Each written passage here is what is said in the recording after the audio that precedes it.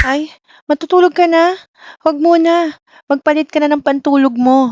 Sa dami ng ginawa mo sa buong araw, deserve mo naman ng malambot na pahinga. Tulad nitong turn ng sleeper na nabili ko.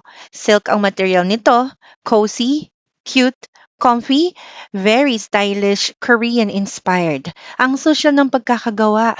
Kapag suot mo ito, mukha kang donya. Maniwala ka sa akin, mukha kang mayaman. May What? iba't ibang design na pwedeng pagpilian at pwede din kayong matchy-matchy ng partner mo. Woo! Sizes from medium to 2XL, yung short niya is above the knee, kaya very comfortable siya. Malambot at perfect pantulog ngayong rainy season na. Quality ang tahe, ang ganda ng mga butones, at yung lining may naka-imprint na perfect happiness. Parang nagpapaalala na dapat everyday happy tayo, kahit matutulog happy pa rin tayo. Multipurpose na itong turn ng sleeper na ito ha. Pwede siyang pambahay at dahil work from home ako, ito na din ang uniform ko. Pwedeng-pwede nyo na din itong ipamalengke. O di ba?